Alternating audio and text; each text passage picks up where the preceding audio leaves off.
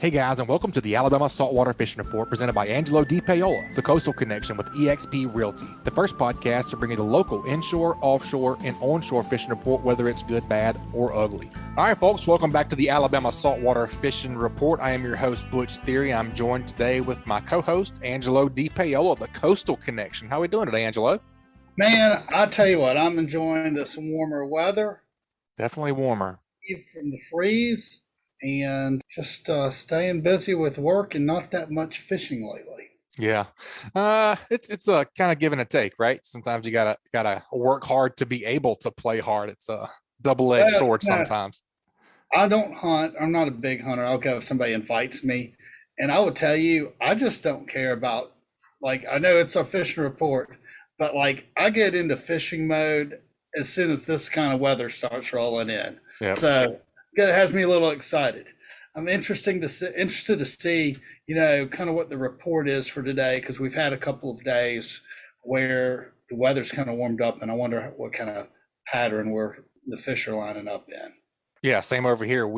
I got to get out Monday with Captain Bobby, and it was pretty warm. I mean, we were, light long sleeves and light pants with boots, and we were all coming out of our hoodies at 9, 10 a.m. But he was telling me, and we did pretty well. It wasn't just a smash and grab like it is sometimes. It was hard. We had to work for him, but we ended up with some nice trout. We were speckled trout fishing, but they've been grinding. I mean, Bobby was saying that that was the least suckiest day that he had in 3 or 4 days in a row. So, if he's singing the blues, I'm be curious to see if it's evened out or not, because I know that he was saying all the guys are saying the same thing. It had been a tough transition period. Were y'all fishing like deeper water still? Trout tribute the rivers off of Mobile Bay. We were in Yeah. foul, and it was tough. The water's still super clear. He was saying that I'm sure Captain Richard will tell us in the inshore report, but he was saying that he has seen, because it was so cold for so long and then it warmed up really quickly, the water temperatures just skyrocketed, and he just thinks the fish are all messed up. And I was just eating lunch on Gulf Front, and it's, this time of year when you get that hot air temperature, it is just foggy and quite Mhm. honestly a little chilly once you get that. I guess we have a little southeast breeze right now, and it is that weird kind of transition. I always feel like from now through March, it's kind of like we're still getting some cold. Yep. This weather isn't the norm, and so we're going to get some more cold, and it'll get warm again. So it's confusing for us, just like it's confusing for the fish, or vice versa. Yep, for sure. And I was looking at the forecast. I mean, cold's not over with. I mean, this weekend we're going to get back down in the, low of 40s and 45 and things like that. So, but the highs are still kind of high. So I'll be curious to see what the guys are saying this week as well. Cool.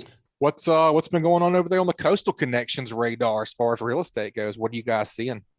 Well, man, I mean, I would tell you it's been interesting, really kind of starting COVID year, like our buyer demographic has really changed some, and that has kind of led to a little bit of a change in like what I consider the buying and selling season.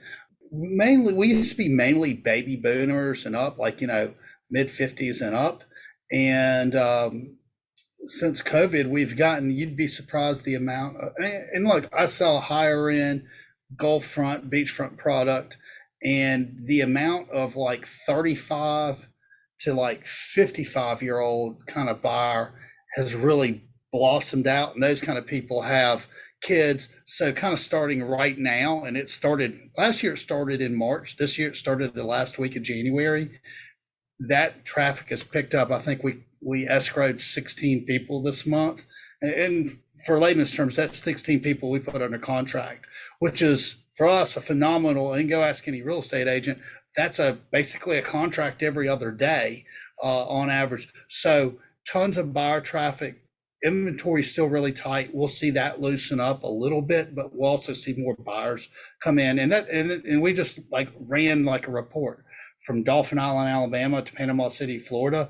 And like Dauphin Island right now has about 8 days of inventory in it, just going off of what's gone on the market versus what's sold. And, it'll be interesting as the weather heats up, so is this real estate market. And if you're going to sell, I will tell you right now through May is going to be peak time. We've had a lot of our clients that we've been consulting with we're about to put them on the market, and we've been having them hold off. And you'll see, that's why I say you'll see a lot of product come to market, but prices are going to go up 10-20% over the next 3 months. I promise you. Wow. So jump on it. You guys look up the Coastal Connection. If you've been thinking about it, it's a good time to do it. It sounds like. Oh yeah. Excellent time to do it. And, I can't predict much beyond June. Right. I just don't have, Your crystal ball's not working. It doesn't go that far out, but I can tell you like what we see and feel and kind of project out a little bit beyond that. But sure. Understand. That's a great real estate update, man. We appreciate you always updating us, but let's go into some fishing. Heck yeah. All right, folks, we have a great Alabama saltwater fishing report lined up for you guys this week. But first, let's see who's making the show possible. This week's Alabama Saltwater Fishing Report is brought to you by Ricciardone Family Dentistry. You're going to need a good dentist, so you may as well make an appointment with fellow angler Josh Ricciardone. He provides services for all ages and accepts most dental insurances. Do not let an achy tooth ruin a day on the water. Call today to book an appointment at 251-342-6672. And also brought to you by Admiral Shellfish. Admiral oysters are available at select restaurants and can also be purchased by the public at Bon Secours Fisheries, Inc. and Ahi Seafood in Fairhope, Alabama. Call for availability. From a simple, nutrient-dense appetizer at home or a shucking party with friends, Admiral oysters will steal the show. Follow their adventures on Instagram at Admiral Shellfish Co. And also CCA Alabama, a great way to support conservation projects like the Claude Petite Flounder and Speckled Trout Hatchery in the University of South Alabama Cobia Tagging Project is through the purchase of a distinctive CCA Alabama saltwater fishing license plate. You guys head over to Alabama Department of Revenue's distinctive license plate page at revenue.gov to get yours. All right, Angelo, let's head on down and get our first report of the day. Let's see what Captain Richard Rutland's up to with cold-blooded fishing. What you say, Captain Blood? Oh, shoot. If I was any better, I'd be y'all. You said first report. You better say best report of the day, too, Hulk. Come on. Well, this is the best fishing report brought by cold-blooded fishing, right? Yes, sir. Yes, sir. Oh, man, what a beautiful stretch of weather we've gotten here this week. Golly, I'm in shorts and wish I had some flip-flops and a performance shirt on. I'm still kind of dressing for the morning time a little bit, man. But yeah, at least starting to feel like spring is in the air a little bit. Sure is, man. I got to get out with Bobcat on Monday, and I was just telling Angelo, it was perfect. I mean, we were in T-shirts by 9 or 10 a.m. It's just been a weird kind of deal, how cold it was, and then now it feels like summer again. I think the fish are kind of as shocked as we are. Is that you seeing the same thing? A little bit here and there. To me, everything's still kind of staying put. Nothing's really started to scatter out or get any kind of get kind of crazy or anything. And I say scatter out, like in the rivers where we've still been fishing.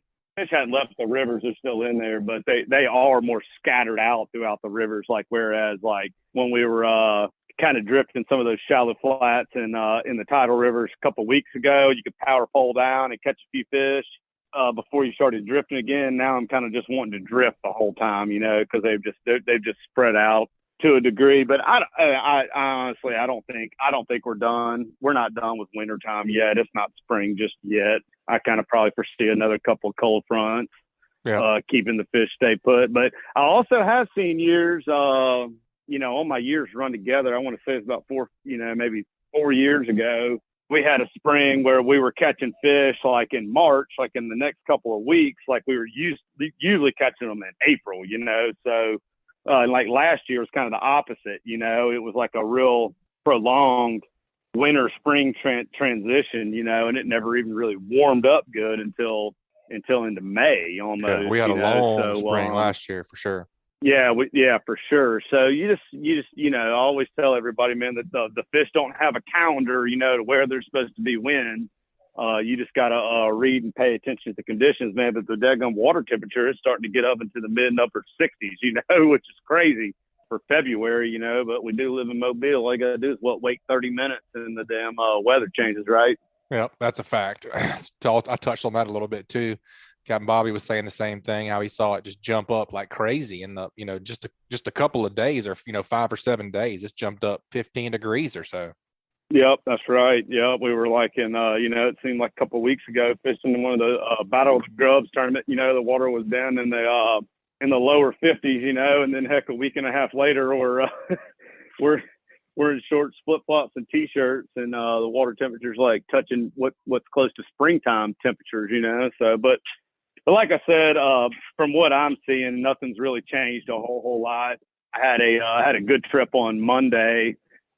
Picked up my guys at Fort Morgan, and we fished the northern part of the Mississippi Sound and some of the creeks and some of the deeper creeks and bayous up there, and did real good on a kind of bunch of kind of small undersized trout to start out with. And then once the day got going and the tide started moving, we really went to working on the redfish really good. We caught them both ways. I brought some live bait with us, so we were popping corking with some live shrimp. And once I got my two guys catching them good on those live shrimp, I started throwing an artificial and throwing a Fishbite, the white pearl colored shrimp, the Fight Club series, and I was catching them just as fast as they were on a popping cork with that under it and on a jig.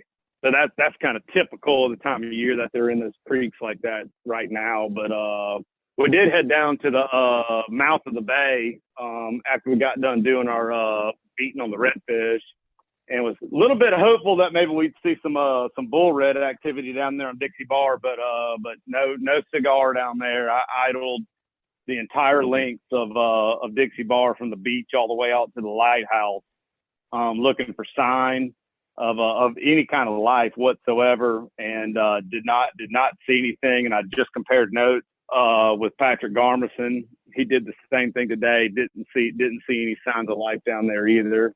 And we did a little bit of jigging around the lighthouse and a couple of the range markers and rigs, and didn't do anything. So it's just a little early. You know, I always say that for those bull reds, they're usually on fire whenever the Wharf Boat Show is happening, which is coming up on it. When is that boat show, Angelo? It's right around the corner. I was just talking to Jim Cox the other day. I don't know. I've been seeing. Yeah, it's usually about. I want to say it's usually about the second or third week of March. Yeah, is usually when that boat show's going on, and it always seems like right around then, if it's going to happen good, it's on fire right around then. You know, all the way through into early summer. I was sitting here working last Thursday or Friday, and I had two friends out there, and they were both texting me pictures, and they were just mashing them like top water. I just think, it's like that fishery to me has always been, until like mid-March, it's kind of hit or miss, but they were just out there right day. They were schooling up. They were throwing poppers at them. It didn't matter what you put in the water. They were catching them. Yeah, and I've heard a handful of those reports too. But like I said, based on what I saw and what Patrick saw the other day, I wouldn't say that it's like full blown, which is probably pretty typical. That you're going to catch them on the right day, right water clarity, tide, all that kind of stuff. And yeah, like you're saying, it's a little bit early for that. Yeah. For it to be full blown, to count on that, I guess, is a better way to put it. That's right. Richard, what do you look for conditions wise out there? I fished Dixie Bar a ton, but what are you looking for condition wise out there? The past couple of years, we've had kind of a freshwater event happening up the head of the bay. And like even now, we're down there right now, the water's not dirty, like muddy, but it's a little off color. And so I typically like an incoming tide or like a south or like a southeast or an east wind and kind of pull some cleaner water across the top of it. And that's when it's a lot of fun to me, is when you get those right conditions, that tide pulling in, and then that east wind or southeast wind blowing some cleaner water in there, so you can start to do have some sight fishing opportunities. But for the most part, I really just like moving water, number one, some type of water movement across that bar. And then when I get out there, the signs I'm looking for are like pogies flipping, or some of the bigger terns diving, pelicans diving, and then of course keeping your eyes open for fish slicks, and keeping your nose up to try to smell them every once in a while. They're not always up on the shallow side of the bar. Sometimes they're a little deeper over to the east, and heck, sometimes they're a couple miles to the east of that bar as well. Mm-hmm. When I was out there the other day, I busted out my binoculars, and I was looking way over there to the east, way out off the bar, trying to see if I could just see any kind of signs of life, and it just felt dead to me. But that's generally the conditions I like for it. This time of year, is that incoming tide is usually real good, which usually makes them set up on the east side of the bar, like in that 10 to 15 foot of water. They'll usually be in that little bit deeper water over there. Yeah. I would have to imagine it was pretty sporty out there Monday. It wasn't as bad as you thought it was. It wasn't. I was thinking it was going to be terrible, but it Me wasn't too, as bad as I was thinking it was going to be. It was blowing in here, Cap. Well, you know what? You know what's funny about that too, Butch, is I see this from time to time. When we were fishing inside of the marsh in the north part of the Mississippi Sound and some of these creeks and bayous I was talking about, it felt like it was blowing a good 15 knots. And then when I got down to Fort Morgan, right at the point at the mouth of the bay, it was rolling. The waves were rolling a little bit, but I bet it wasn't blowing 8 or 10 knots down there, you know. And that has to do, you know, if we had Chief Meteorologist Jason Smith on here, he could tell us exactly what was going on there. But as he's told me in the past, it has something to do with the heating and cooling of the land. Like the way what the water temperature is to what the land's doing. And I think as it warms up, the land warms up faster. It starts to pull that air off of the cooler water. And so, like I said, I probably am getting that backwards or something. But I get the general principle, and I agree with you. I think that's it makes sense. Yeah, I've seen that this time of year too. Like in Dog River, you'll be in Dog River, and it'll be screaming inside the river. And you get out to the bridge, go out in the mouth of the bay, and it's some glass calm in the bay. You're like, man, it was just windy about 5 minutes ago. That was slick calm. What's going on here? You know? Yep, I agree with you. I've seen that too.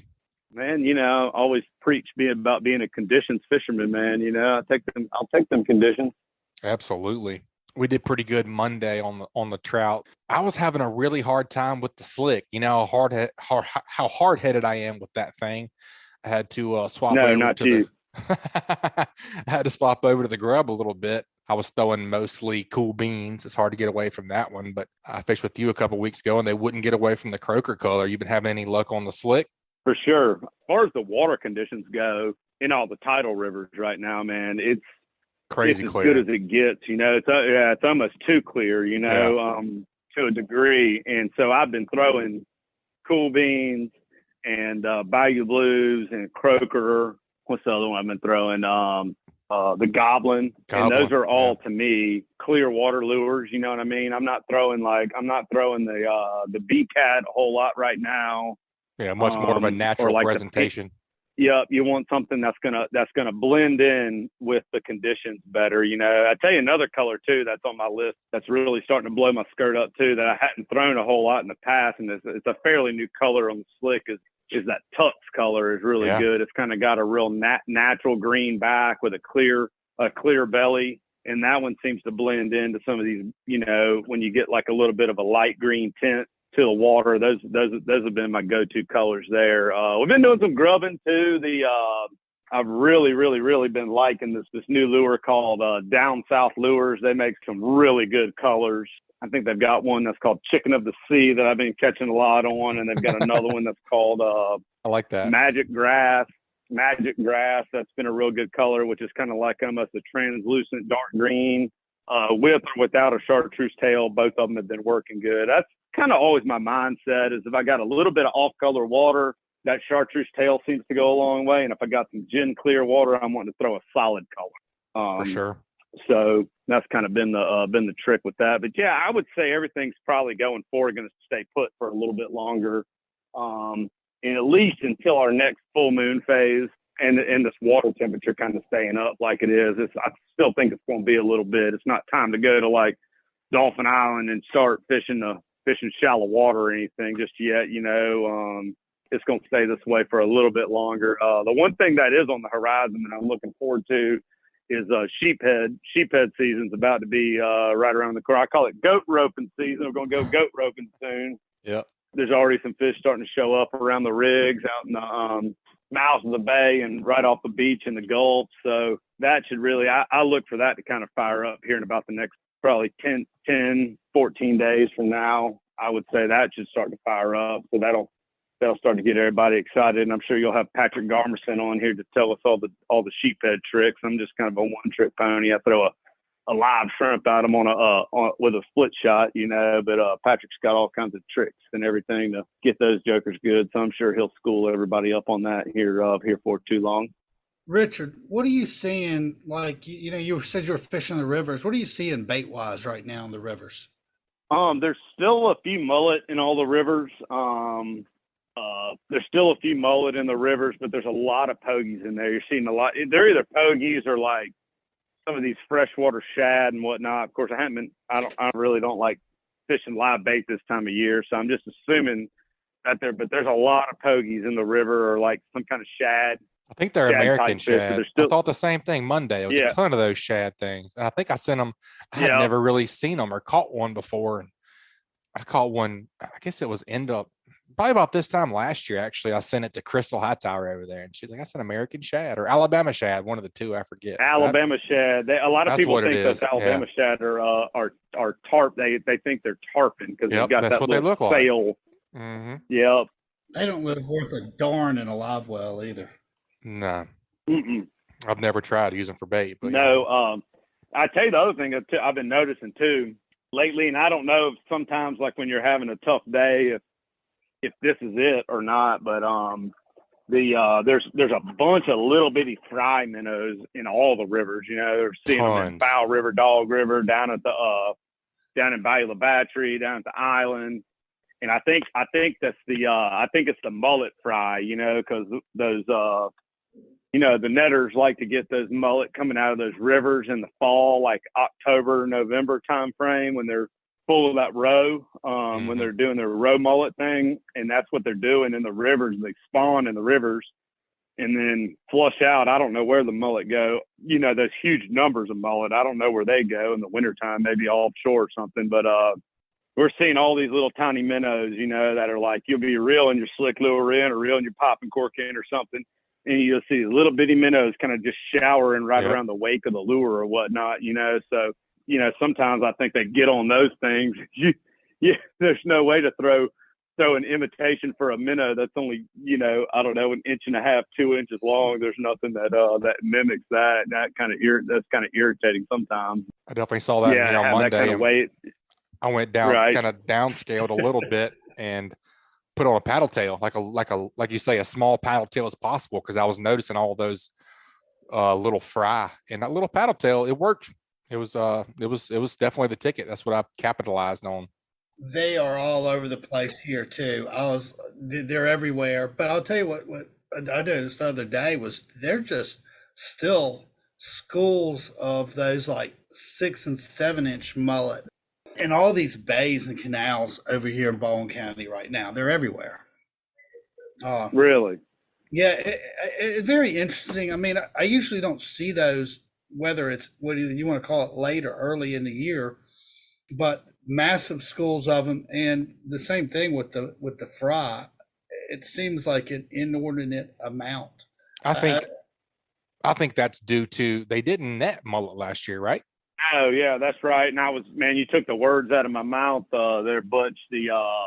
But in 2020, it wasn't like, well, I guess it would have been last year, but you know, because of COVID, right? There was no market for that roe mullet. Most all that gets shipped overseas, and there was not a big market for that. And whether it was a shipping issue or a money issue or something for whoever that's going to, they didn't get out there in crazy numbers with chasing those roe mullet. And I mean, it just felt like this year, crazy amount, like particularly in Foul River, like East and West Foul River. I didn't see them crazy in Dog River, but I did see a bunch of them in the canal as well. I mean, it was insane. I feel like I hadn't seen that many mullet all in one place in a long time. Yeah. And so anyway, those guys definitely got after it this year. But I think, like with what you're talking about there, Angelo, seeing a lot of those smaller to, or I guess we'll call them larger finger mullet around, might be last year's stock that's just now getting to that size. I don't know the biology behind the mullet and how fast they grow and whatnot. I assume they're pretty quick growing fish, but anywho, that's interesting to see that. So it is. Hopefully maybe we're on the up and up with the mullets. Yeah, I agree with you. And some of the old timers, I have one of my dad's old buddies. He stops by. He's one of the what I call the OG river fishermen. He's got the front drive, and he stops by anytime he sees me out on the dock. And he's like, "Man, the mullet are so thick down there by Bellingrath. I ran aground on them the other day." He said. Hey, I believe it, man. I do too. I saw them down there knocking around, man, and it was just like acres of them down there. And you're just sitting there looking at we'd be like down there at the T at Bellingraph, and you just look down and you'd be like, golly, there's got to be like 100 metric tons of mullet in this river right now, because as far as the eye could see, they're just jumping everywhere, Yep. Unbelievable. It's like amazing, and it suck up all the oxygen and kill everything in there, because there were so many of them. But that's good to see that coming back around, man. Hopefully that'll be a trend. There's a lot of different theories out there on the health of different ecosystems due to the bait. I guess way back in the 80s, they almost wiped out the menhaden up there in Chesapeake Bay where you used to live, Butch, and they quit letting them harvest them like they were, over harvest them like they were, and the striped bass fishery bounced back, and of course there's a bunch of ling up there, and things are starting to bounce back, and it just kind of shows you, you don't want to take too many of the apex predators out of the system, and or the bait out of the other system, way because too. there's nothing for them to eat. Yeah, so that's some interesting stuff there. Humans screw up everything, pretty much what you're saying. That's right. Well, man, what else? Oh yeah, we damn good at that. That's for sure. Oh, nothing. Not a whole lot. Like I said, just looking forward to spring, to sprung, and get back being busy fishing every day. I got fishing about anywhere from about 3 to 4 days a week right now with charters, and doing a little bit of scouting here and there. But I'm looking forward to get back in the daily grind of going and getting them every day. For sure, man. You got to break in that tower a little bit. I just picture you talking about them bull reds being up there in that new tower you got. You tried her out a little bit? Yeah, I did. I'm still ain't just exactly what I'd say comfortable up there just yet, running around. But I did get up in there the other day on Monday when I said I went down there by Fort Morgan on Dixie Bar. Got up there and looked, and man, it's crazy how much farther your range of vision goes to be able to see. Yeah. I'm talking about even just seeing birds diving way on away from you, and then just being able to see down in the water or whatnot, all of your surface activities, just like a whole new world up there. But yeah, I'm looking forward to that too, and we kind of hit on it there a second ago, talking about some cobia. It'll be kind of interesting to see if I can get up there and stick one in the old bay boat this spring when they show up. If they show up, we'll see. I think triple tail fishing out of that thing's gonna be a game changer too. Oh yeah, did either one of you guys see that head boat trip where the guys caught like 70 cobia down in South Florida? Did y'all see that? I did see it. It was a very controversial post from what I could gather. Oh yeah. A lot of Karens and haters on there for sure. Yep. I look at that as a good sign. You know what I mean? If they've never hit them like that before, and they hit a couple of different wrecks down there, and they're piled up like that. Ling are a real fast growing fish, Yep. So hopefully they had like a good year class spawning wise, and they're growing on up quick, and we're gonna have a good year this year. I'm trying to be positive, man. We don't have Tactical on here today to be positive, Pat. It's gonna be positive, Richard. You know what I think? I just think that Mother Nature replenishes so fast. I mean, I go back to the year of the oil spill and how good fishing was coming off of that thing. This deal with the mullet. I mean, I think that I would just be curious, and would never advocate for this, but what would happen, if we just quit gillnet mullet, but if we just quit fishing for a year, the amount of fish that would come back would be crazy. So, I mean, and I think this cobia thing, like you're saying, Richard, I mean, there ain't been a whole lot of people fishing for them like they used to, just because the fishing's been so poor. But I didn't see that post, but it'll be interesting to see what it looks like on the normal migration. Like, do the guys in Destin and Panama City and Pensacola and Orange Beach area see the fish, on top like they used to? Yeah, it's kind of hard to, as far as like we talk about the oil spill, you know what I mean? And like, and the one species that has had a microscope on it since the oil spill's been flounder, and flounder go offshore to spawn, so we think, and everything else, and it's been down ever since. And then here we go, 2 years into it, we've limited commercial catch and recreational catch and having a November closure, and then boom, here we go. Flounder population is back exploding again. People are still catching flounder right now, like even in the dead of winter in the tidal rivers. Oh yeah. It's been good. I think I caught 5 or 6 one day fishing pre-fishing with for speckled trout. We're fishing for speckled trout, catching 5 or 6 flounder in Fowl River one day. So I'm not very quick to point the finger at one single thing is what I'm getting at as far as what's going on with the species. And kind of back to what you were saying, Angelo, things are cyclical. They go through cycles. You have down years and you have good years as far as year classes go, like spawning rates, how many fish got together and spawned and fertilized a bunch of eggs, and how many of those survived and turned into fry and then grew into fish, So there's a lot of things with that. And that's kind of one of those things where I always kind of lean back towards conservation, kind of take what you need and turn the rest of them loose kind of deal. Because, man, you absolutely never know. Like, we're talking about an inshore report right now. You think about what happened in Texas a couple of years ago when they had a bad freeze and they literally could have filled up dump truck after dump truck of speckled trout and redfish that were dead after just getting too cold. What if that happened here? You know what I mean? Right. And we had something crazy happen where you had these great big fish kills, and then we're sitting there, kind of flat-footed for a couple of years waiting on the fishery to come back around and still killing fish and not putting a few back. It's I don't know, it's a lot to wrap your brain all around all at once. I know I'm throwing a bunch out there, but no, it is, man. And it all makes a difference. Yep, starts to kind of come full circle when you think about it that way to a degree. For sure, man. Speaking of catching flounder in the winter, I saw where your counterpart in tagging flounder posted a 20-inch flounder. You talking about number 2? Are you talking about number 2? You talking about number 2? Number 2 posted a 20-inch flounder about 2 hours ago. I don't know where he was. Undisclosed location. Yep, he texted me an old flatfish Terry Turner a little while ago. I hadn't looked up the text, but I saw it. And, I just kind of saw something about catching a few flounders. So that's anywho, a good thing to see.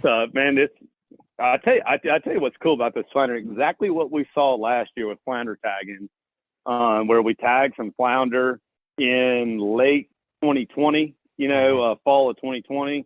And then some of them got undersized fish, like those 12 to 13 inchers that we were just dart tagging. A couple of those got recaptured and grew to, 18, 20 inches in about 200-300 days. It's funny, as soon as we got our first cold front, felt like flounder were gone. And then slowly but surely, we're still catching a bunch of those little ones, a bunch of those little same size, like 12 inchers, And then as winter's gone on, those fish that were undersized are now legal size fish, just in a couple of months, which tells you not all of them are going offshore. At least your juveniles don't feel like they're going offshore, but they grow so fast, heck, now they're all keeper size fish, which is really cool. I can't wait to see what Dylan comes up with his dissertation whenever he gets his PhD and everything with his flounder project. It's going to be really cool to see some of those trends. For sure. It's going to be very cool to, like you say, see all that data compiled into something that somebody can actually read that has our intelligence and not Dylan's doctor brain. He got that old doctor brain now. That's right. That's right. Tell you what, he'll nerd out on a flounder, man. Send you down a black hole. For sure. trying to wrap your brain around what they're doing. So that's a great report. Anywho, man, I had a good time talking to you guys, and just kind of itching like everybody else, man. Spring has sprung, I'm assuming after Mardi Gras, we're gonna see a bunch of folks out there sniffing around, looking all over the place, getting fired up. For sure, man. I know Cold Blooded's going offshore too. If folks want to get up with you and get an inshore trip or an offshore trip, what's the best way to get in contact with you? Man, catch me up at coldbloodedfishing.com. My contact information is on there. Look up my phone number and give me a holler. Phone number is 251-459-5077. Catch us on Facebook and Instagram. I'm gonna get TikTok soon, like Patrick Garmison. I'm gonna be putting some funny videos up on there. Watch out. I can't wait. Mm-hmm. I'm gonna say I'm gonna have to work at being a millennial, right? That's right. Hey, it's not always easy. It's too much to keep up with. I can tell you that. Yep. Let's go, Brandon. That's right. All right, man. Thank y'all. Appreciate it. Good report, Cap. Talk to you soon. All right, Hoss. All right, guys, let's take a quick break and hear from a few of this week's sponsors. That segment was brought to you by L&M Marine. L&M Marine has something for everyone, from small hunting boats, pontoon boats, to bigger bay boats and offshore hybrids. L&M Marine LLC prides itself on its customer service and knows how important it is to have someone you can trust and to be taken care of. They are locally owned and regularly support the community. L&M Marine provides superior customer service and has an entire team that consists of professional sales members, finance experts, service technicians, and a knowledgeable parts and accessory staff to support you. Go visit their friendly, reliable, and experienced staff, now located only 6 miles north of I-10 at 34600 Highway 59 in Stapleton, Alabama, or give them a call at 251-937-1380. And also brought to you by KillerDock. As anglers, we put a lot of time, money, and passion into fishing, but most of us do not have a fish cleaning station that we are proud of.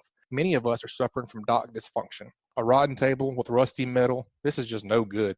But the dock enhancement that we've all been waiting for is finally here. KillerDock uses marine-grade aluminum to make fabulous fish cleaning tables and stunning canopies that will keep us out of the sun. KillerDock combines durability, function, and design to uniquely upgrade your entire dock experience. Visit KillerDock.com to see more. All right, guys, one thing that is definitely worth mentioning, David Thornton, the old Pier Pounder, reached out to me, the president of the ACFA, and he wanted me to let you guys know that the March 3rd meeting at Moe's downtown, they're going to have the Bama Beach Bum, Captain Dusty Hayes, and Bearded Brad Warren speak at the ACFA meeting on March 3rd. You guys check them out. It'll be a great event, always a good time, always some good collaboration. Check out more at acfafish.com. All right, Angelo, let's head on down to the Dauphin Island, Alabama area. Let's get our onshore land-based report. I know he's been in a canoe a little bit. Let's see what Tanner Deas is up to with Dauphin Island fishing. What you say, Cap? What's up, Butch? What's up, Angelo? Nice to hear from y'all. Nice to be on the show. How are you guys doing this week? Beautiful. Enjoying this warmer weather. How about you? And I'm doing the same. It's nice seeing these temperatures in the 70s. I'm out here in shorts, T-shirt. Feels like summertime or spring. I love it. It does, man, for sure. I've been keeping up with your travels a little bit on Instagram and Facebook. I know you've been kind of bouncing around a little bit. Fished the Sheephead tournament on Saturday, right? That's right, man. I didn't do much land-based stuff the past week to 10 days. I've been doing a lot of canoe stuff and pre-fishing, trying to get ready for that tournament. Mobile Bay Kayak Fishing Association threw a tournament Saturday called the Shepherd's Tournament. And I participated, but I did come up a little short. It happens. Hey, man, 6th place is better than no place, right? That's right. Hey, you can't catch them on the sofa. That's a fact. I'll say this. I mean, we're having sheep's head tournaments. Butch, when you grew up, nobody's fishing. Nobody was like, hey, we're going to go target sheep's head. Trash fish. Hey, super tasty. They fight hard. I'm glad they're starting to get some respect. They're like the Rodney Dangerfield of fish. I love that description right there, man. They do deserve some respect. It's pretty crazy to me. My great uncle, he's along the same line of thinking. You know, he's a big speckled trout guy. I know he listens to the podcast. His name is John Howard, and he's always told me, you know, he loves trout fishing, and that's always been a big thing for him and other guys in the area. And he makes fun of me for all the sheep's head that I catch because, you know, they used to just throw them back and think they were trash, and that's so crazy to me. Y'all are missing out. Yep, for sure. They're delicious. They're fun to catch. They pull hard. I'm with you. They're a little bit hard to clean, but once you get it figured out, I mean, that's with anything. It's much easier to clean than a triggerfish. I can tell you that. That's right. Harvesting can be a struggle. There's no doubt about it. But once you get it down pat, it is very, very worth it. Yeah, for sure. Well, let's talk a little bit about sheep's head first, man. What last time we talked, you guys were targeting pylons, docks, seawalls, and you were using a variety of different baits. Just kind of walk us through what your setup was. Yeah, man, absolutely. So last Tuesday and Wednesday, kind of doing some pre-fishing before the tournament that occurred on the weekend, I got out there with my girlfriend, Nicole, and we came down to the island.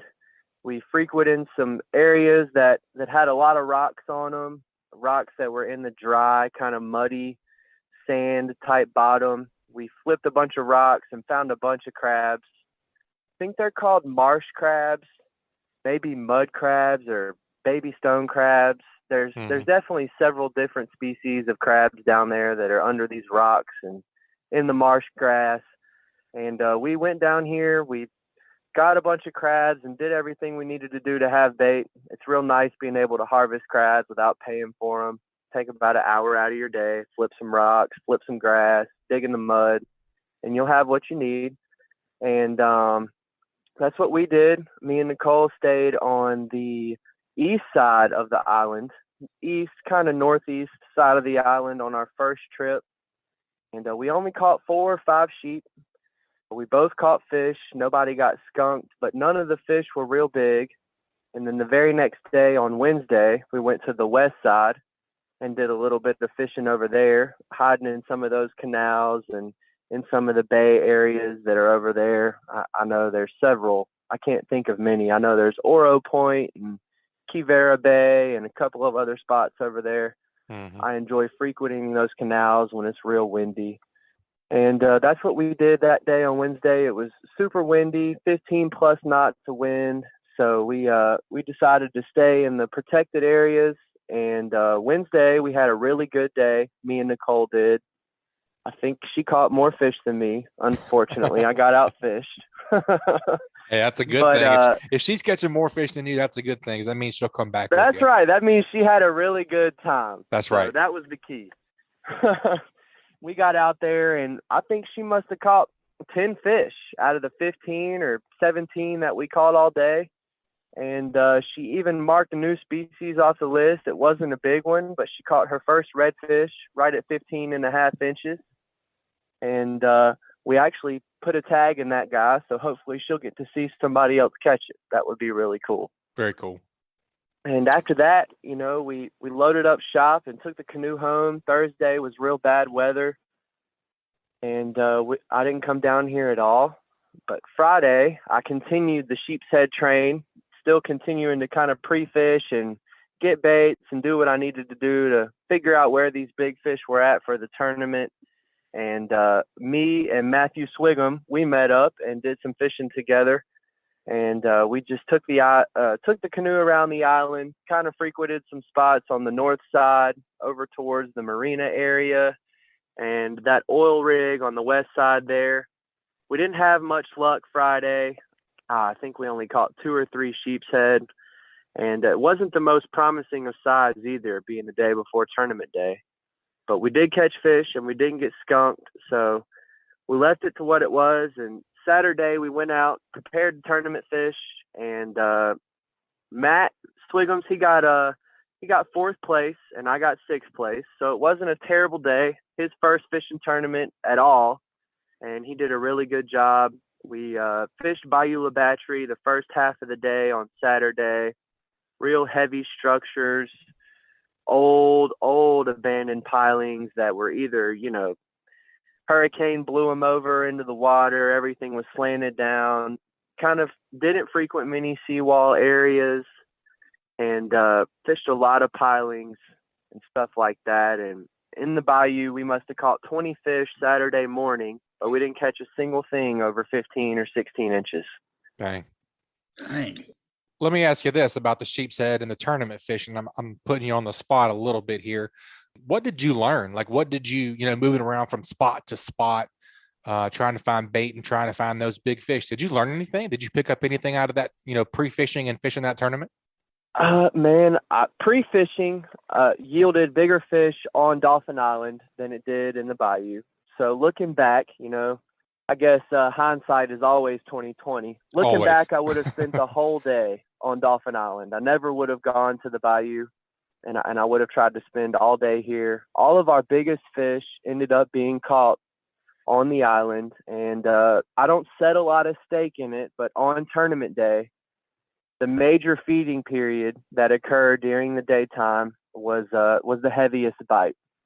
And typically, I don't set a lot of stock into that, but it did so happen to be that the major feeding period was from 12:30 to 3:30, and all of our biggest fish and most of our fish that were caught on Dolphin Island were caught right around 2:30 and 3 p.m.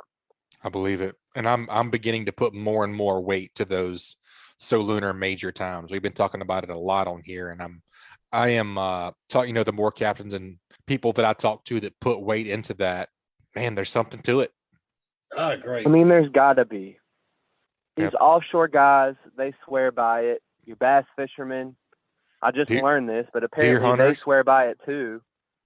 People who hunt deer, they're watching the same type thing. I just, it's got to have something to do with these fish and what they're doing. I know that I tried to follow it really heavily in the summertime last year, and it didn't work. I was trout fishing and trying to fish these major feeding periods and trying to see if it made a difference.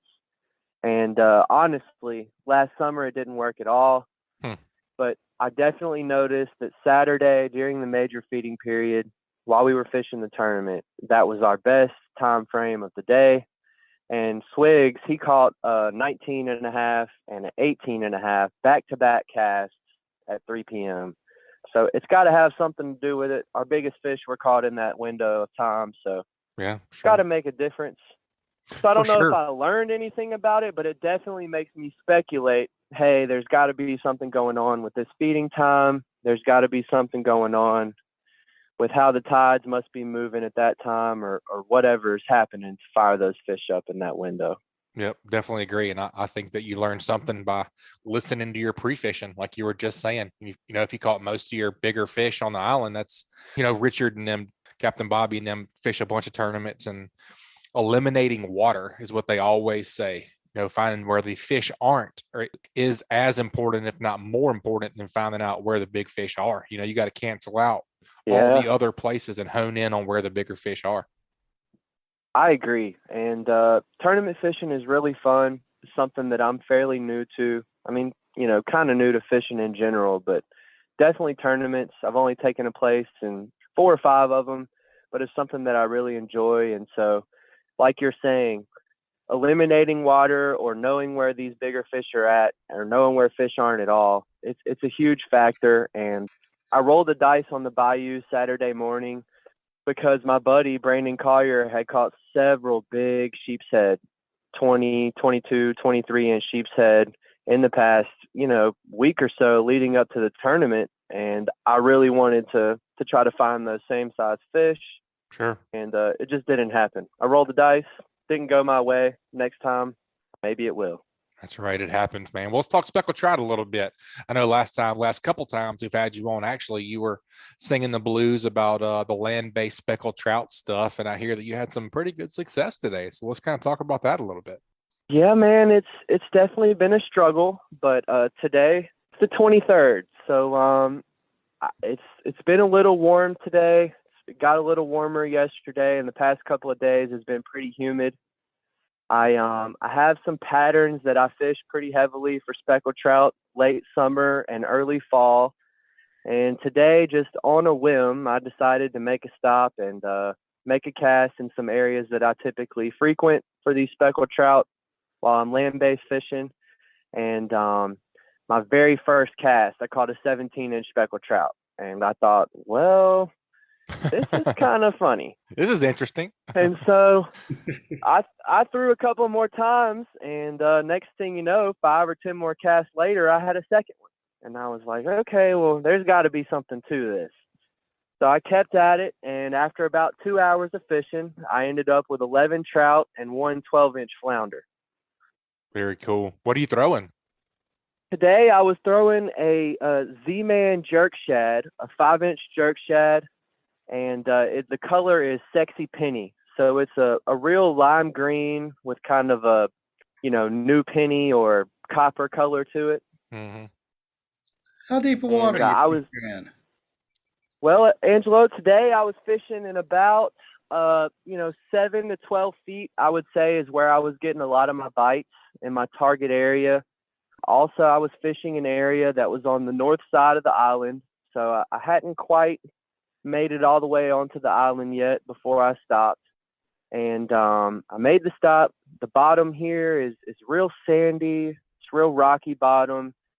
Seemed like these fish were kind of in these sand troughs. There's definitely a couple of areas where there's more rocks than not in this area that I'm fishing. So there's some sand pockets, and it seemed like coming off of those rocks and falling into the sand bottom pockets was very successful for me. I would run that jerk shad over really slow. I mean, way slower than I wanted to be fishing. I had to consciously slow down, consciously not twitch really hard. I've seen Southern Salt kayak fishing on YouTube kind of talk about how twitching really hard with your baits is unnatural. So I've kind of finessed that twitch a little bit. I've taken the action down on that some, and I had a lot of luck just barely moving that jerk shad, letting it sit on the bottom. I'd go to make contact with my bait again, and there was a fish chewing on it.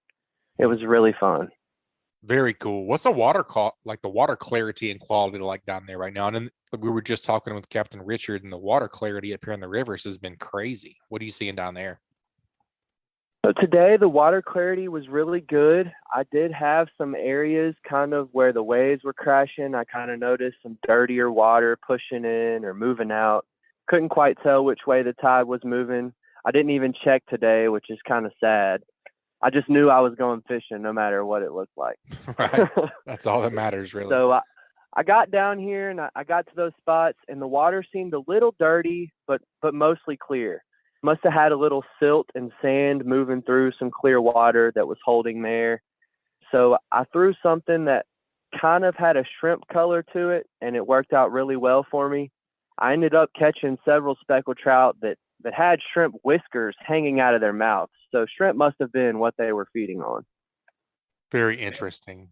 Do you think these water temperatures rising? Do you think those fish are kind of starting to come out of the rivers a little bit? I know that's a loaded question, but I wonder if it'll. It is a very loaded question, yeah. And it's one that I bet Richard Rutland or Bobby Abriscato could answer, better than me. Definitely Patrick too, but it definitely makes me speculate. These higher temperatures that we've been having over the past couple of days seem like they have the trout fired up, and I can only imagine. From what I've read, this year has been one of the top 10 warmest years that we've had in a long time.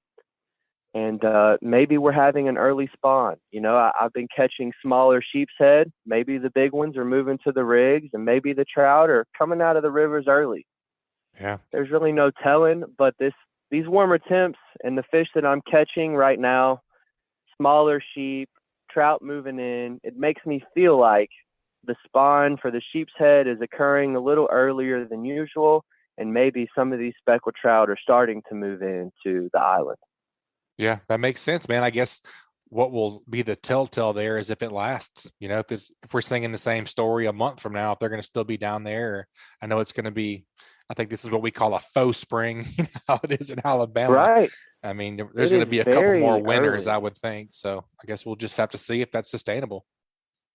It seems to be very early. I agree. Seeing if it's sustainable, coming out here and trying to repeat some of these same things, maybe hit some of the same areas or areas that are very similar bottom and very similar tidal movements. Maybe that will allow me to repeat some success, but I'm not going to believe that the trout are fully down here until I've done it 5 or 6 times. Yeah, I definitely agree with that. That's a smart move. I'll tell you, the theme for today is just like, we went from freezing cold to really hot, and it's like, stay tuned. Every year is different. Yeah. Could this be a year where we have a majority of warm days, especially, we're almost out of February. March is about the time, second week of March is about the time that we can start getting majority warm days. Oh, yeah. So, it may just be that, hey, we're not really thinking that we're already 2 months into 2022. Right. It's honestly about that time. It might be here. Yeah, it might be here. It really might. I don't know. I don't know how true this is. I'm not 40 or 50 years old or anything, but I was reading the other day on the internet that within the past 40 years, you haven't experienced any of the coldest years on average. So anybody who's younger than 40 has never truly experienced a record-setting cold year. Interesting. I don't know anything about global warming, but I know that water temperatures and the air temperature outside definitely affects these fish. And if we're having continually warm years, then we may see shorter windows in the wintertime than we typically do. I really don't know. Yeah, there's no telling. I mean, talking about that, I mean, is that a reason that the bonefish and the permit and the snook and all have been showing up around Orange Beach and all that over there around you, Angelo? I mean, I don't know. I'm not I'm not a rocket scientologist. I mean, I'm just a redneck, podcast guy. Well, right, dude. I'm just out here catching them. That's right. Exactly. Weather, just, not just weather patterns, but like weather in general. I mean, we used to never catch red grouper, and then I forget which hurricane it was. And they showed up at the lighthouse in numbers. Yeah, I remember. Everywhere. Throwing a gotcha plug around those rigs off of Fort Morgan and accidentally catching some. Yeah, they were catching them off the jetties on Dolphin Island. Yeah. Yeah. When was this? It was after one of those big storms, man. I don't think it was Katrina. Katrina was 05. It was pre-Katrina. Yeah. See, I was in college, so. Gosh, that was a long time ago then. No, it's like I graduated in 02. Are you calling Angelo old? I wasn't going there. It was probably 2000, 2001, somewhere in there. But yeah, I definitely remember it. Started maybe even 99 that the red grouper started showing up. So, and then, you get some of those fish in here and, they can find warm water. Like, the tarpon are here year round. If they can find some deep water and stay in there and survive, they get a little bit of foothold. The permit are here as thick as can be. For sure. They're big ones, but. I agree. I think these fish, I don't know how residential grouper and tarpon and snook may be and permit and everything else, but I think just in the last winter that I fished down here on Dolphin Island, I think you do have some sort of residential population that hangs around these areas all the time. Definitely. I'm sure that can go for any species. Yeah, I definitely agree. We were talking about that the other day with Captain Bobby fishing around Foul River. I think there's just a subset of the fish that just stay here, and they don't abide by the rules of, congregate here, congregate there, follow this pattern, follow that pattern, follow the bait out, follow the bait in. They just here all the time. So I definitely agree with that. Yeah, they don't have to. There's bait there. Wherever the bait is going to be, they're going to stay. So if there's a fish that's born in that river that can follow bait in that river all the time, what's the point in leaving? Why leave, right? I'm all about it, man. Yeah, you're just increasing your chance to get ate or be damaged if you're a fish and you leave all that other stuff. Yep. Agreed. Well, man, that's a great report, Tanner. We always enjoy hearing from you. If folks want to follow your shenanigans and all your fishing adventures on Instagram and Facebook, what's the best way to follow you? Man, you guys check me out on Facebook at Tanner Deas. That's Deas for the last name. And I'm on Instagram at Dolphin Island Fishing, all one word. I do a lot of fishing with a couple of guys on YouTube. Captain Collier, Salty Swig, The Fishing Public. That's some local guys down here. You guys go check them out if you want to see any fishing that I do in a video version.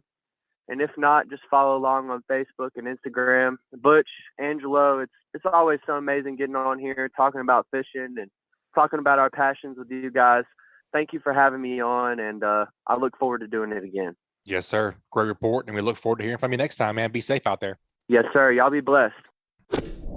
Well, that's another awesome report, and it was brought to you by Fishbites. For over 20 years, Fishbites has been helping anglers all along the Gulf Coast and around the world put fish in the cooler. Ask for Fishbites or Fishbites Fight Club lures or visit fishbites.com. Fishbites, made in the USA. Also brought to you by United Bank. United Bank knows what an important role agriculture plays in our local economy. At United Bank, they are here to support local farmers with financial products and services designed specifically for agribusiness, including real loans for farmland, equipment loans, working lines of credit, and more. Truth is, they deeply value the contributions agriculture makes to our communities, and they help our local farmers build successful businesses. They want to see you succeed. Learn more at unitedbank.com or stop by any United Bank branch. United Bank, all loans subject to credit approval, equal housing opportunity lender, member FDIC.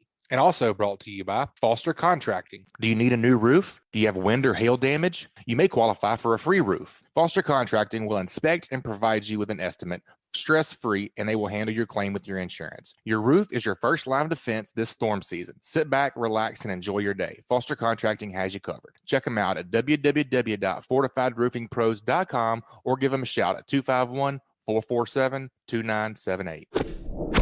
All right, Angelo, let's head on down to our last report of the day, but certainly not the least. Let's get our offshore report, man. Joe could not join us today. He had some kerfluffles and some technical difficulties, but welcome back to the show, Captain Adam Peoples, One Shot Charters. How we doing today, buddy? I'm doing good, Butch. Hope you and Angelo are doing well. It's good to be back. Thank you. We are, man. Yeah, no problem. You know, the offshore report's kind of the offshore report. I know you guys there out of Destin pretty much fish the same places and same canyons and rigs and everything that we fish same here out of Dolphin Island and Orange Beach and all that. So glad to have you on today, man. Just kind of walk us through. I know you've had some great trips here recently. What you guys been up to? What's been biting? And just kind of give us the rundown.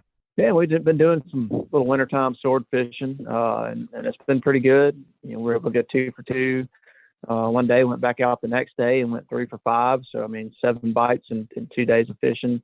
Really, I mean, the first day of fishing, we only made 2 drops, and then we went and did some deep dropping. So for February, it's fantastic. Kind of seems like it's kind of getting into that early spring pattern. You know, usually March is when I really start to kind of get excited about sword fishing. So not doing anything different as far as the fishing goes, just going fishing. And yeah, it's kind of falling into place. Looks like it'd be a good spring for us, hopefully. What are you seeing on the bottom machine? Are you marking bait, or are you just kind of marking the structure still? Oh, we did see pretty good bait shows both days.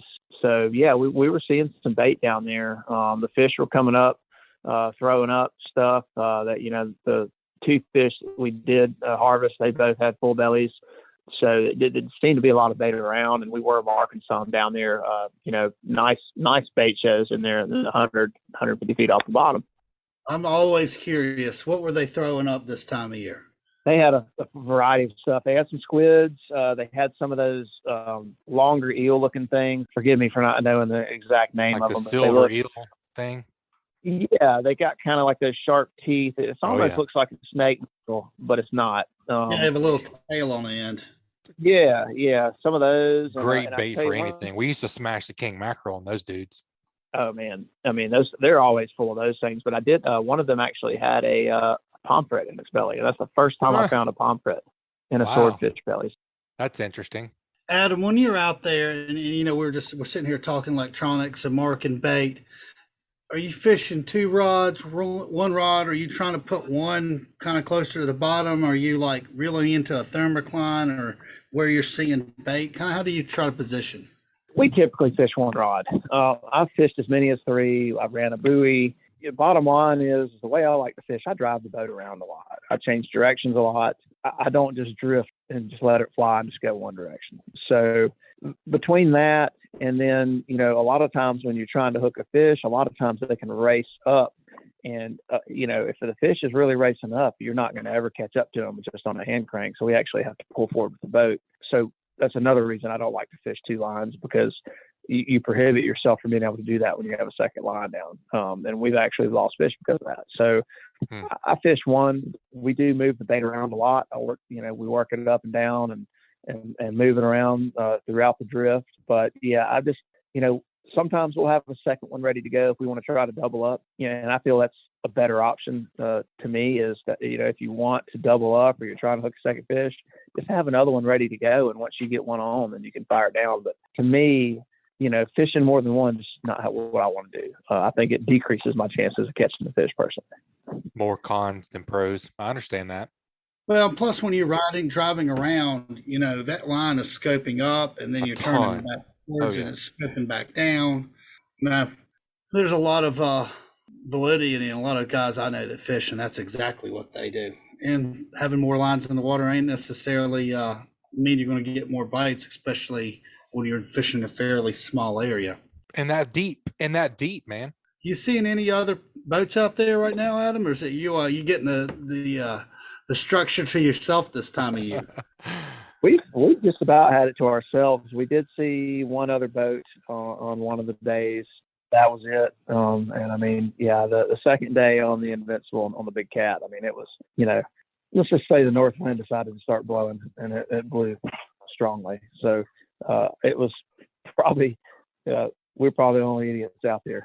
But yeah, I actually like going this time of year. A lot of times you are the only boat out there, or maybe you see one other boat, and it's cool because you just kind of, I don't know, man. There's something about being out there and not seeing anybody that I really like.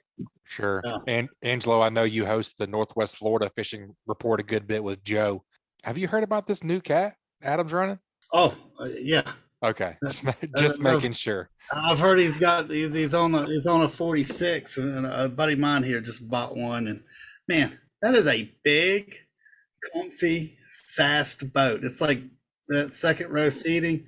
It's like you're on a school bus heading offshore. Well, yeah, I'm excited. It's like driving a big body Cadillac. That's the best way I can say it. You just roll and just roll. I like it. Yeah, me and Joe and Angelo are going to come fishing with you. I think we booked a trip in late April, and I'm super excited to get on that new cat. What was a little bit smaller one? Was it a 41 or a 42 Invincible we fished with you on a couple years ago? Yeah, that was the 40. Yeah. So I'm super excited to get on that 46. Adam, you seeing anything else offshore? Any tunas, any grass, anything that makes it feel like we're getting into springtime? Well, yeah, the water actually looks pretty good. It was 69.5 degrees while we were out there. There was a little bit of sporadic sargassum out there. We did see some birds working and some smaller bait working. Looked like maybe some skippies or bonitas or something was working out there. So yeah, man. I mean, the waters look. I mean, it looks how it's supposed to look right now. And the next trip we're going, I think, is March the 3rd, and I'm excited. I think the fishing's going to only continue to get better, and the conditions are right. So, yeah, it's looking good out there right now. I mean, we're sitting here talking about boats, and before we even got on the horn with Adam here, we were talking about Butch getting a new boat, and I just remember Adam starting off and seeing him out there in a 24-foot Cape Horn, and I remember fishing a small boat like that, and you're kind of limited and like where you're going to go and how long you can stay out there. Adam, like when somebody books a trip with you, how long does it take you to run out and get to where you're going to be? Oh man, in the Invincible, we're usually cruising around 50 to 54 miles an hour in that day. So I mean, it's usually from the time we clear the inlet, it's an hour and 5 and 10 minutes. That's nuts. So it's a whole nother ball game in that boat. Yeah. And, I've got my 31 Cape Horn that I still fish in a lot and run charters in, and man, going from the 46 Invincible to my little Cape Horn, I feel like I'm just barely moving. I feel like I'm just going so slow. I find myself getting into the throttle a little bit more on that Cape Horn than I used to. But yeah, it's just, if it gets rough like it did on us the other day, it's just a lot of boat. There's no replacement for displacement. And that joker it's living proof of it, man. It's like, stuff that in the past I would be like, oh man, I don't know if I want to go fishing. Now it's like, whatever, let's roll. So it definitely changes. You get so much more time actually fishing when you book a trip like that and that boat, assuming it costs more than going on your Cape Horn. But, I think outside of the financial thing, what's the hardest for most people nowadays is just finding the time. So, I mean, when they're biting, it's nice to be able to take advantage of it. And, if you can get there early and stay late, the chances of catching fish and being successful is greatly increased. Absolutely. Yeah, that and just the range of it and the speed of it, being able to, not only go sword fishing, but say, hey, maybe we want to go check out, I don't know, all 8 pads today. That's a realistic thing to do in that boat. Moving 20 miles is 20 minutes, just about 5 minutes. Nothing. It's really, the capabilities of that boat are really, it's a game changer. I like to say, it gets tossed around a lot, but it really is compared to what, like you said, starting up on my little 24K porn, man, compared to those days. It's a different thing for sure. Adam, have you missed the fads any this year?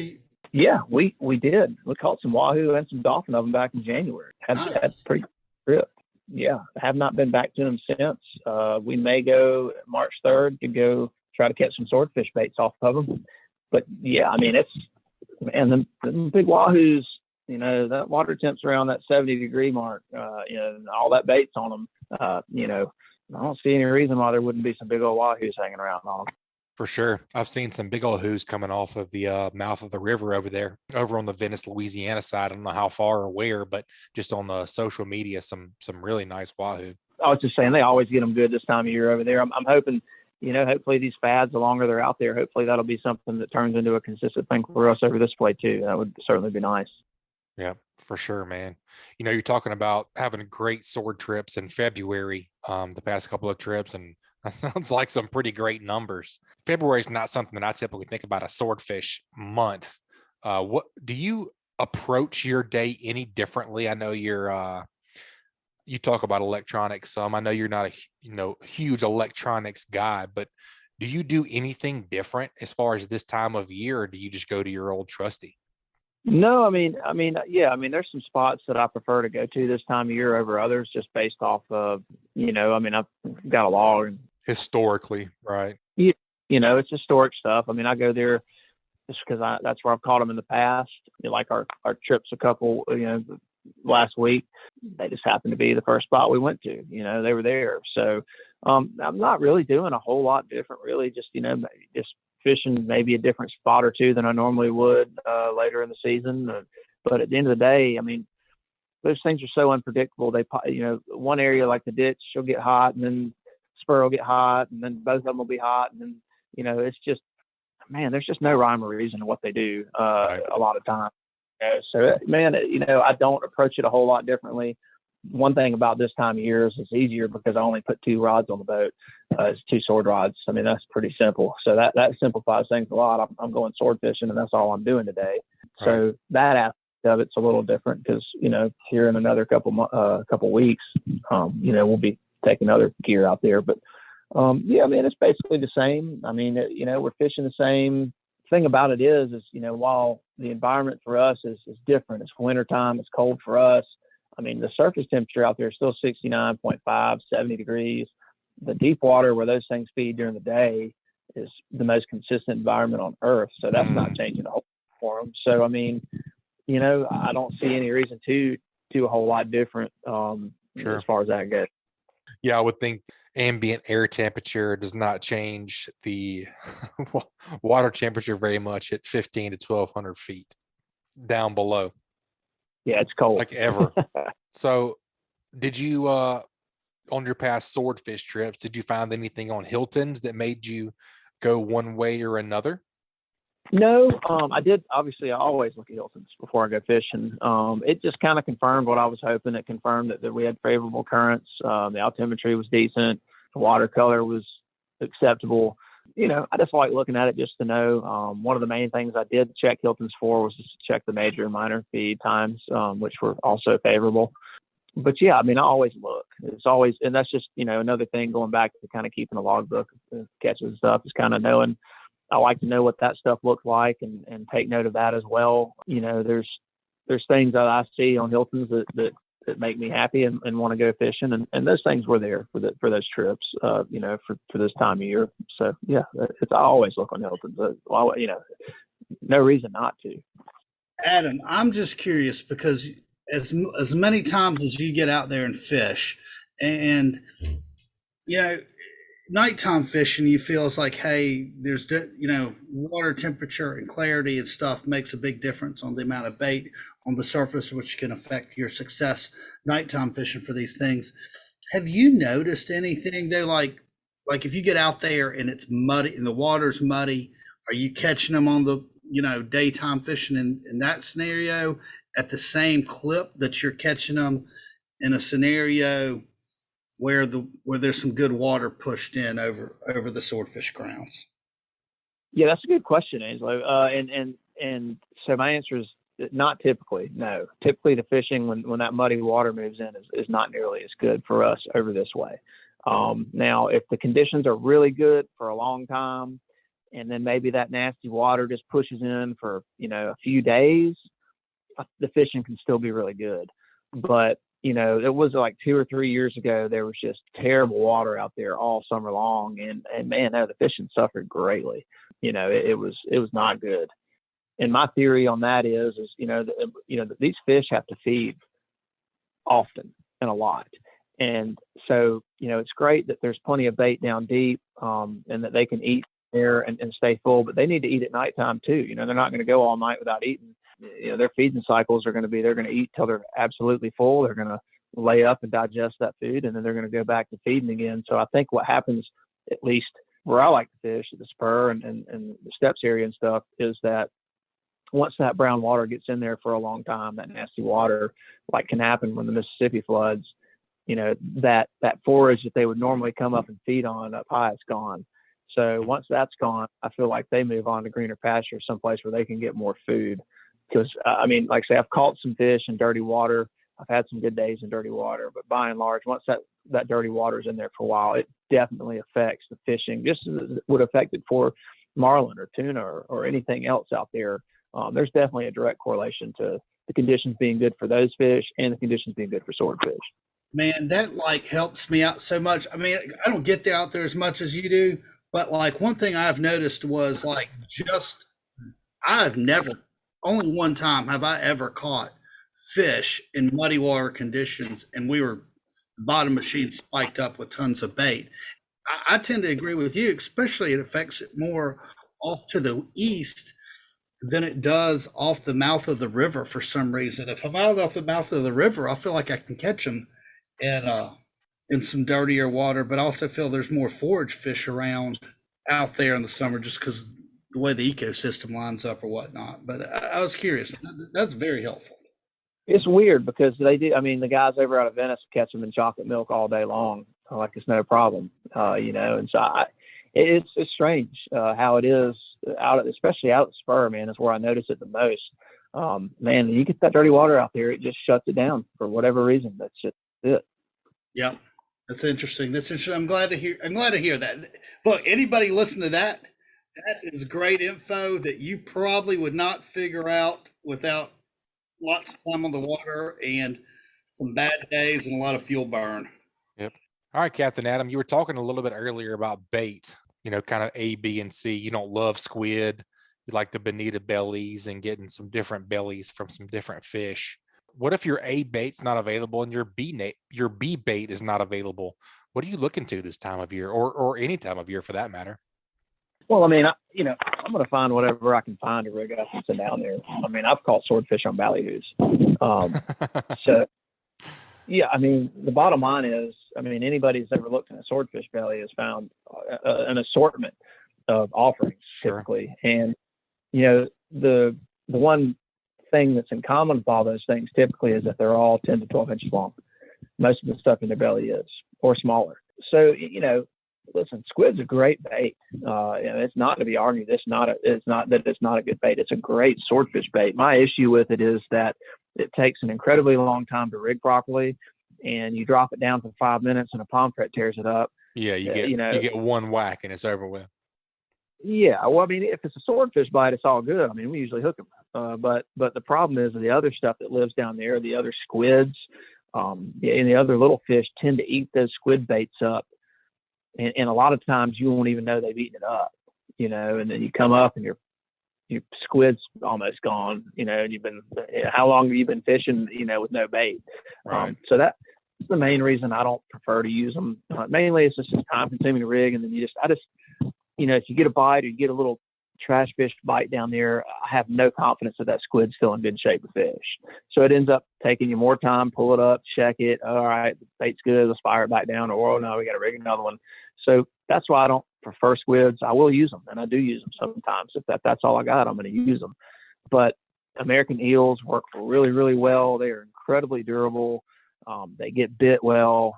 And I mean, you can order those from Bait Masters. Of course, the cobia season's right around the corner. And once cobia season's here, I mean, heck, you go buy 5 or 6 of them, and vacuum seal them and freeze them. Those things will last for years. I mean, literally, I've got eels in my freezer right now that I would rig and fish that I've had for at least 2 years. So that's a good option to have just as a backup. I've always got some eels in my freezer as a backup. But really anything. I mean, I've rigged, squirrel fish and sent them down. Lizard fish when I flounder fishing. My good buddy Captain Tim Klein, man, he taught me that when he said, man, rigged up lizard fish, and they work great. Whatever you can rig up, and the fresher the better. But whatever you can rig up that will swim and not spin down there and doesn't have a ton of drag will work. I mean, these fish. I mean, down in South Florida, these guys are using snake heads and right. barracuda bellies and ladyfish. I mean, there's whatever you can get your hands on that you feel comfortable rigging. Not picky. No, they got to eat. And if it looks halfway presentable, they're going to eat it, I would have to imagine. Yeah. And of course, man, I've got my comfort zone with my belly baits that I love. Sure. I can rig them in my sleep and they're durable. We all got our favorites, right? I mean, yeah, exactly. At the end of the day, I mean, I'm going to use whatever I can get fish with. Hey, Adam, before we let you go, what's the craziest thing you ever caught daytiming? Just like you're like, that's a surprise. Oh man, probably that squid we caught a couple of years ago was the craziest thing that I've seen anyways. So we're out there sword fishing and one of the fellows on the boat says, man, have you ever caught a huge squid doing this? And I said, man, I never have. And not 5 minutes later, we come tight on something that was obviously not a swordfish, and we get it up, and it's this giant orangeback squid, which is basically the Atlantic's version of a Humboldt. And man, it was gnarly. I'm talking about, from the tip of its longest tentacle to the top of the mantle, I'd say it was probably 8 feet long. Oh man, yeah, I'll have to send you some pictures. I was of it. about to say, do you have photo evidence of this? Because we have to document this. I do have plenty of photos of it. The suckers on it, every sucker had these like fangs, these teeth in it. What? It looked like it was from another planet. That's terrifying to me. The thing I could imagine was like, man, I would not want to be tangling with this thing in the water. I mean, once it got a hold of it, it was gnarly. Wow. So that's probably the craziest thing I've caught while I was sword fishing. We did have another really interesting sea critter swim up to us one day while we were sword fishing called a blanket octopus. And it looked like a squid when it swam up to us. It just came right up to the boat. It was the weirdest thing. And put a gaff over the side and just kind of poked it, and like try to gaff it, poked it. And it all these the blankets, it like dispersed them all out. And it looked like a bunch of them, and it made this huge ink cloud. And it swam off, and we didn't know what it was at the time, but looked it up and found out it was a blanket octopus, which is something that is hardly ever seen. Octopus. I've never heard of that. Also, saw a big crazy thresher of some species that you guys saw or caught. Yeah, we caught a big eye thresher last year. That thing was an absolute sea monster. Did you see that, Angelo? Dude, that thing was crazy looking. We've caught a longfin mako shark. We've caught a big shortfin mako shark. And all kinds of stuff like that. Tales of the deep. Yep, you just never know what man. It's just all kinds of craziness swimming down there, and even maybe one day we'll catch one of those giant squids on a swordfish bait. That'd be pretty wild. I'd cut my line before I got him close to the boat. But, well, that one you caught sounds pretty giant, man. You have to send me that picture, and I'll post it on this week's social media post whenever I get this out. Follow-up question on the squid. Did you use it for bait or did you eat it? I tried to cook it, and it was not good. Not good.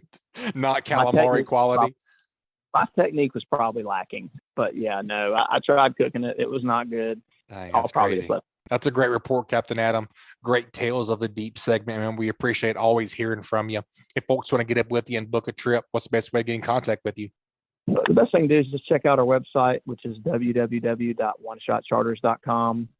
It's got all of our information and trip types on there, all of our social media links, phone numbers, and all that stuff. So they can get my email and phone number, and however they'd like to contact me, feel free. I'd like to hear from them.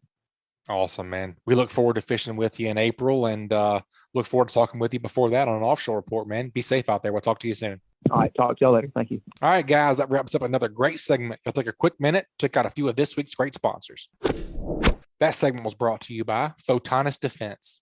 Photonis Defense is proud to offer the PD Pro line of night vision systems. The PD Pro series is the world's smallest and lightest night vision goggles built around the Photonis 16mm filmless 4G image intensifier tubes and their hybrid filmless 18mm image intensifier tubes. The ultralight, ultra-compact night vision systems deliver cleanest image, best resolution, smallest, most transparent halo, and best overall performance and function of any night vision system available. The PD Pro line consists of the PD Pro M 16mm monocular, the PD Pro B 16mm binocular, and the PD Pro Q panoramic night vision system. Photonis Defense, masters of darkness. And also brought to you by the Hunting Exchange. In this day and age, we all know it's a struggle to sell hunting equipment on a large social media platform, and that's where the Hunting Exchange steps in. Hunting Exchange is an app for iOS and Android that gives you a one-stop shop to buy and sell your hunting gear. Whether you're looking to sell your bow, broadheads, technical apparel, stands, saddles, or anything in between, this secure platform allows you to buy and sell gear with confidence. As a buyer, each dollar you spend is insured by PayPal, and as a seller, there are no hidden charges like other platforms, and listing items is also free. Gone are the days of having listings removed from Facebook and worrying about being banned and removed from groups for wanting to sell something as simple as your bow or knives. So head on over to the App Store or Google Play and experience a new hassle-free way to buy and sell hunting gear by downloading the Hunting Exchange app today.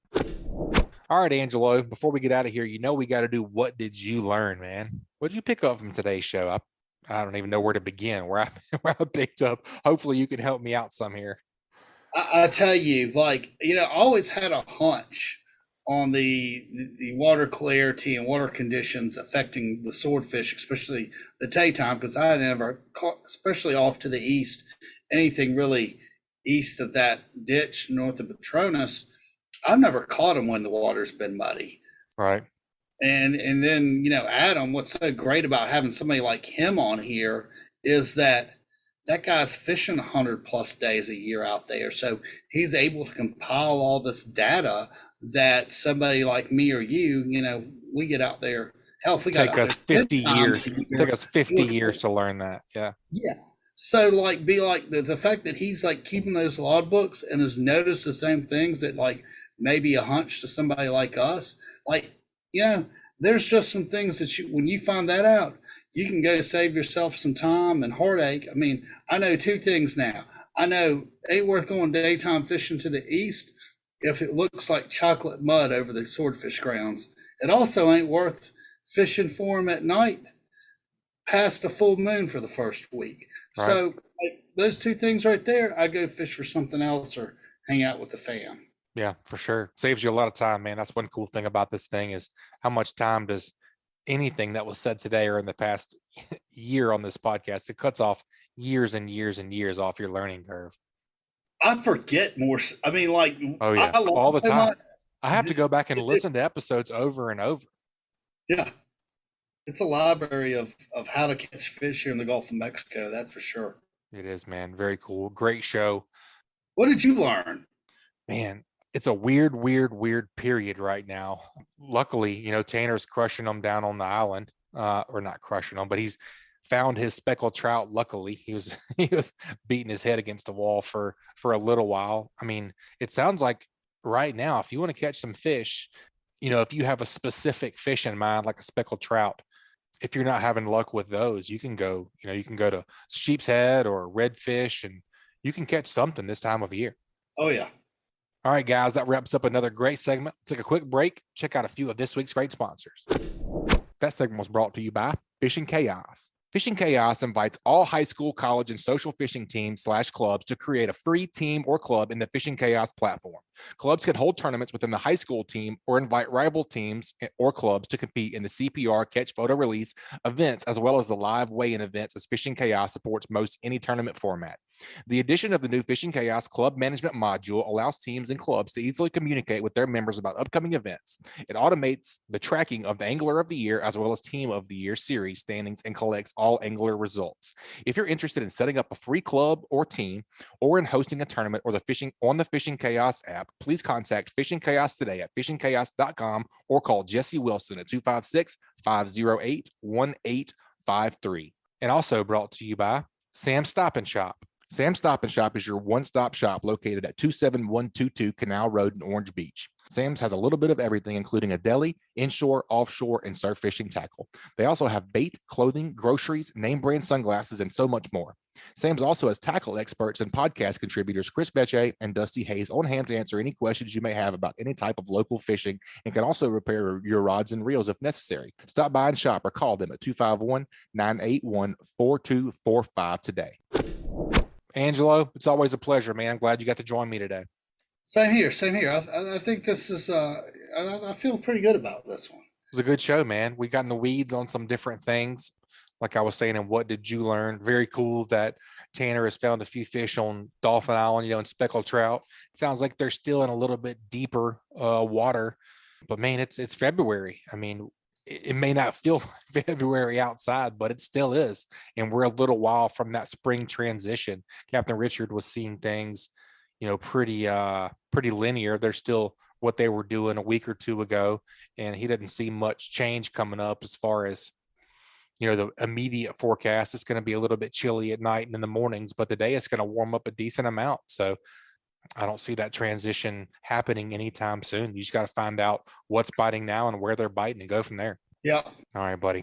That wraps up another great show, folks. Please subscribe, rate, and review wherever you listen to podcasts. If you'd like us to email you the podcast each week, just text the word fishing to 314-665-1767. Again, just text the word fishing to 314-665-1767. Subscribe to our email list, and we'll send you the new show each week.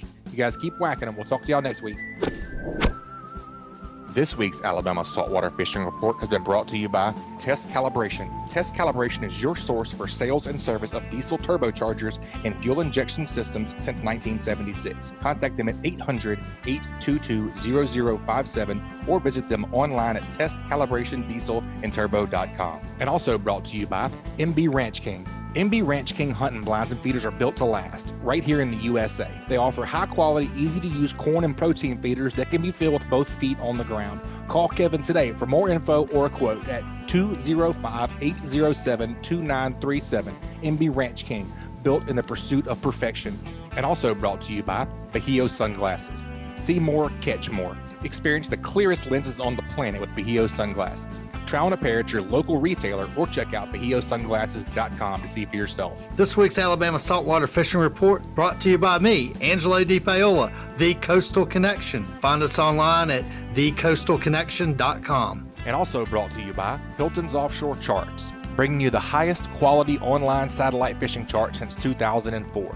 Your source for sea temps, altimetry, currents, and watercolor at hiltonsoffshore.com. And also brought to you by boaterslist.com. If you own or run a boat, you know how difficult it can be to find the right company for the task at hand. Sign up at boaterslist.com to find a company to work with on your next boat project. Also brought to you by Dixie Supply and Baker Metalworks are proud to be your metal roofing headquarters for over 40 years. Save time and money by buying from the most reliable manufacturer on the Gulf Coast. Buy it today, pick it up today. With the addition of their new store in Cantonment, Florida, they now have 8 locations to serve you. Dixie Supply and Baker Metalworks, your metal roofing headquarters. And also brought to you by Bucks Island. They have new pontoon boats, bass boats, bow riders, and aluminum boats for sale. They provide boat service on all kinds of boats, even if they weren't purchased from Bucks. Visit them at 4500 Highway 77 in Southside, Alabama, or give them a call at 256-442-2588. And also brought to you by Sportsman's Marine has an extensive tackle selection of anything that local anglers need for saltwater and freshwater fishing, as well as boating accessories. Go check out their Edgewater, Wellcraft, and Vexus lines of boats. They offer engine services with 5-star Yamaha and Mercury mechanics. Go check out Sportsman's Marine on Highway 98, and they also have a downtown location next to Mr. Jean's Beans in Fairhope, Alabama. Also brought to you by Advanced Transmission in Spanish Fort. Give the professionals a call who have been trusted on the Gulf Coast for over 25 years at 251-626-6061 or check them out online at www.advanced-transmission.com.